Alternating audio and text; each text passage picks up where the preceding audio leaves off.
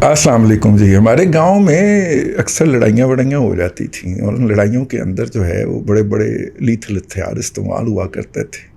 उस ज़माने में चूँकि अफ़गान जिहाद नहीं हुआ था, तो लीथल हथियार जो था वो सबसे ज़्यादा जो होता था, वो जो हैंड पंप होता है ना, उसका वो वाला रॉड जो कि जिसको ऊपर नीचे करते हैं और पानी निकलता है, वो दो पेच लगे होते थे। वो दो पेच निकाल के वो हैंडल जब ऐसे को खींच लेता था तो इसका मतलब था कि आखिरी हथियार निकल आए।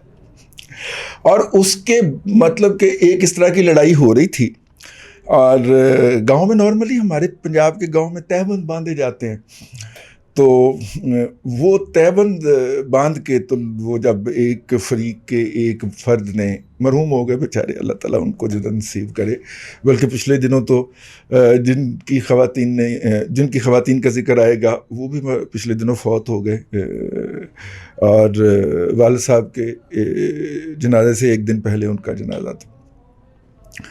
तो वो जो फरीक थे उन्होंने जब अपने घर में से वो लहराते हुए निकले हैं, हत्थी उसको कहते हैं, नलके की हत्थी, तो फिर दूसरे फरीक ने दौड़ लगा देनी होती थी। और दूसरा फरीक जो था वो डर के भागने का अभी सोच रहा था कि उस फरीक की, ठीक है, ख़वातीन सामने आई सीना तान के, और उन्होंने वो जो हत्थी पकड़ के हमलावर होने की कोशिश में मर्द तशरीफ़ ला रहे थे, उनकी तहबंद खींच दी।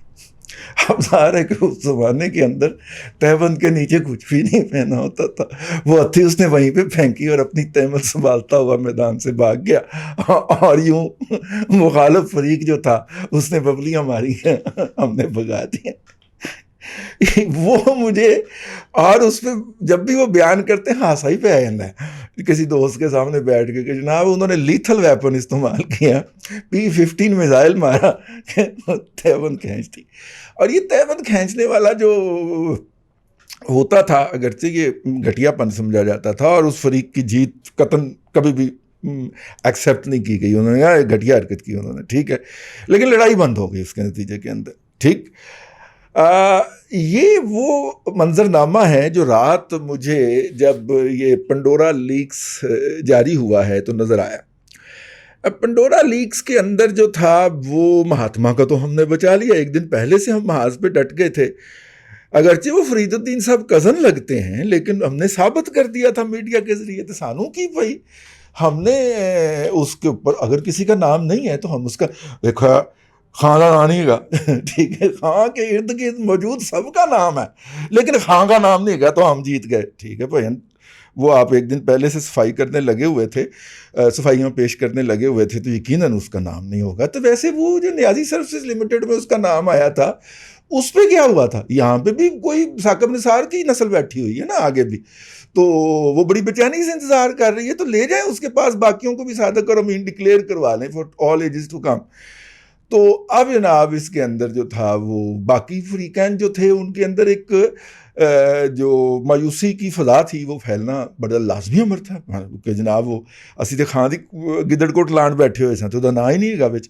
सबर सबर, अभी बहुत से नाम निकलेंगे, लेकिन उसमें जो टॉप का नाम हुआ वो खान के, अब मेरा मतलब है कि वो उनका नाम था जिन्होंने खान साहब को इंस्टॉल किया हुआ था। एक आपने बात नोट की,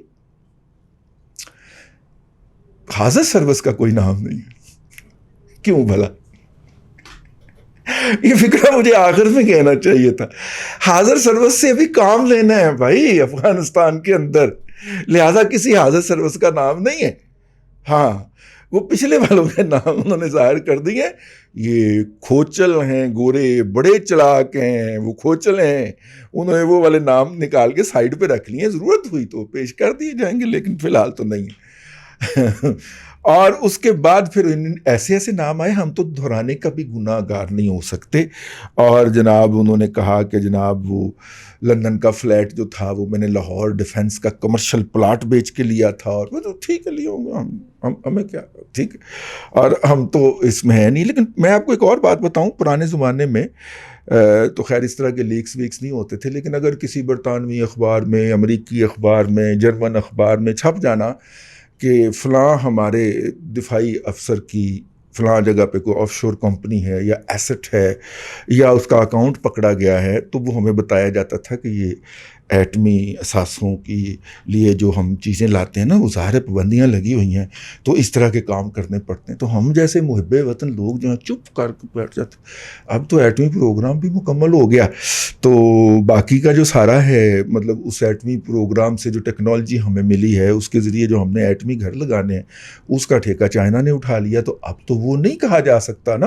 تو اب ہم کہیں گے کہ ہم نے ڈیفنس میں پلاٹ بیچا تھا، ڈی ایچ اے میں جو ہمیں الاٹ ہوا تھا پلاٹ، اور وہ ایک سرکاری حیثیت ہے۔ میں اس طرح کی باتوں میں نہیں پڑھنا چاہتا، بیسک اسپرٹ جو ہے اس کی آف شور کی، اس کو سمجھ لیا جائے۔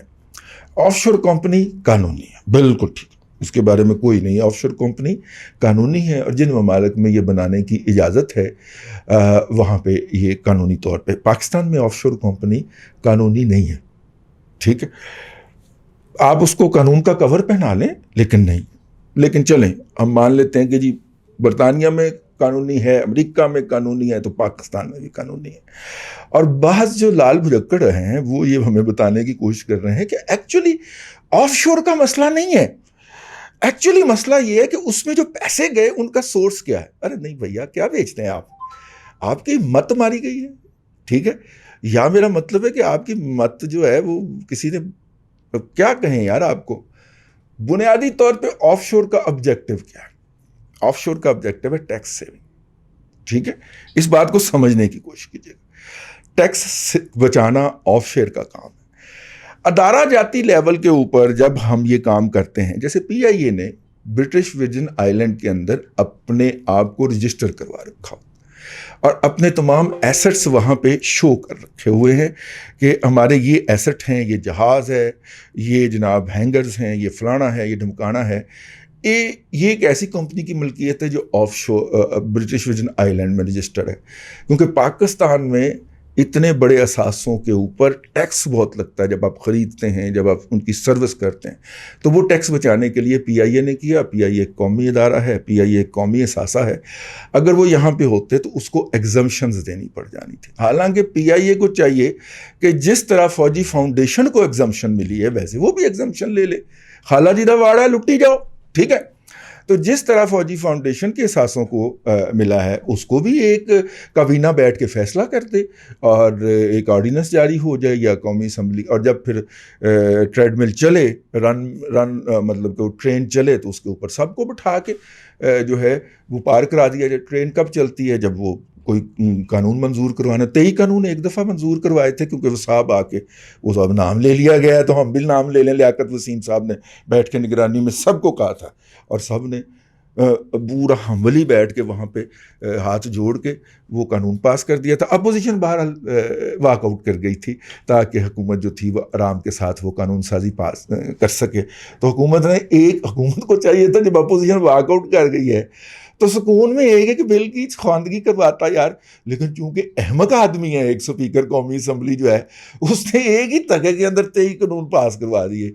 تو وہ جو ہمارا منہ بند کرنے والا قانون ہے وہ بھی پاس ہو چکا ہے، وہ تو سینٹ میں جا کے اٹکا ہے کہیں، وہاں سے واپس آیا ہے، قومی اسمبلی سے پاس ہو گیا تھا اسی تھکے کے اندر، تو مطلب کہ اس طرح ہو جاتا۔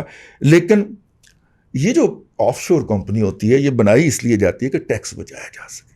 اب پی آئی اے کی تو بات سمجھ آتی ہے کہ وہ کہاں ایگزمپشن لیتی پھرے گی اور کہاں ہوتا پھرے گا قانون سازی، اور گن پوائنٹ نکال لی جائے گی ایسی تیسی، اور حکومت جو ہے وہ ہو جائے گی۔ تو چلیں جی، انہوں نے ایک سستا اور آسان طریقہ نکالا کہ کمپنی ہی باہر رجسٹر کروا لیتے ہیں۔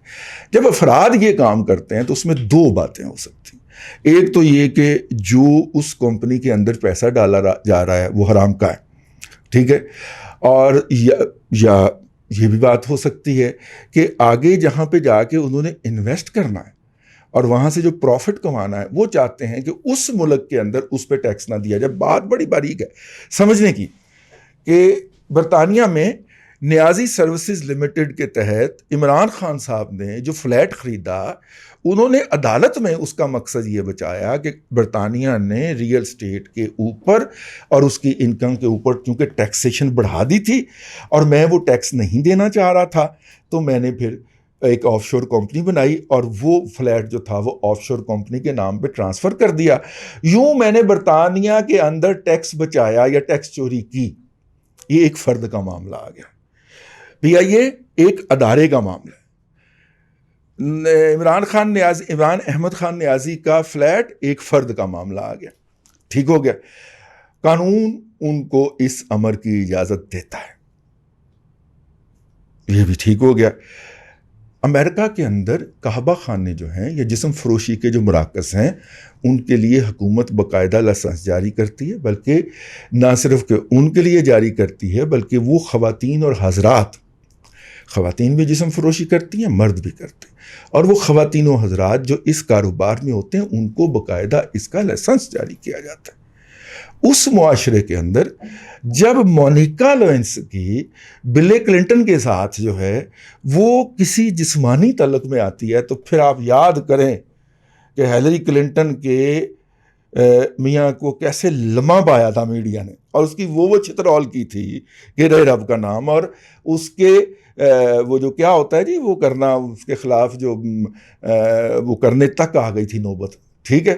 کیونکہ وہ جب اپنے اعلیٰ عہدیداروں کو اس طرح کی سرگرمی کے اندر ملوث سمجھتے ہیں تو وہ سمجھتے ہیں کہ اخلاقی طور پہ بھی اور کردار کے حوالے سے بھی یہ اس قابل نہیں ہیں کہ یہ اتنے اعلیٰ عہدے پہ متمکن ہو سکیں، یہ کم کردار کے، گھٹیا کردار کے لوگ ہیں، انہوں نے بچایا تو قانونی طور پہ لیکن ٹیکس بچایا، ٹھیک ہے۔ تو جو بھائی جان ایک اس کی موریلٹی، آپ انفرادی طور پہ جو کام کر سکتے ہیں وہ کام آپ سلطنت کے مملکت کے ایک ذمہ دار کے طور پہ نہیں کر سکتے، ٹھیک ہے۔ ولاگ میں نے چھوٹے چھوٹے رکھنے، اس موضوع پہ کرنے زیادہ ولاگ ہیں، اس لیے تھوڑے کو بہت سمجھیں تو یہ تو وہ اپنا آرگومنٹ اٹھا کے اپنے گھر لے جائیں نا، بلکہ پینٹ کی پچھلی جیب میں ڈال لیں، سمجھ تو آپ گئے ہوں گے، وہاں پہ لے لیں، وہاں پہ ڈال لیں، اور اس کو ذرا سائڈ پہ کرتے کہ ہمیں یہ مت پڑھایا جائے کہ جناب آف شور کمپنی جو ہے، آف شور کمپنی لیگل ہوتی ہے اور اس کے اندر پیسے بھی قانونی گئے ہوں گے، ٹھیک ہے، لیکن مقصد اس کا کیا ہوگا کہ یا وہاں پہ ٹیکس بچانا ہے یا یہاں پہ ٹیکس بچانا ہے، ٹھیک ہو گیا۔ اور اگر آپ نے وہاں پہ ٹیکس بچانا ہے تو اس کا مطلب ہے آپ اخلاقیات کے ان اعلیٰ معیار پہ جس کو آپ 62 63 کہتے ہیں اس کے تحت آپ اس عہدے پہ متمکن رہنے کے اہل نہیں ہیں۔ آپ ایک عام آدمی کے طور پہ پاکستان کے معاشرے کا یا دنیا کے معاشرے کا حصہ ہو سکتے ہیں، لیکن 2 نمبری آپ نے کی ہے، قانونی 2 نمبری کی ہے لیکن 2 نمبری کی ہے۔ اس موریلٹی کو سمجھیے، ذرا غور کیجیے گا۔ اب تک کے لیے اتنا ہی، اگلے ولاگ میں آپ کے ساتھ پھر ملاقات ہوتی ہے۔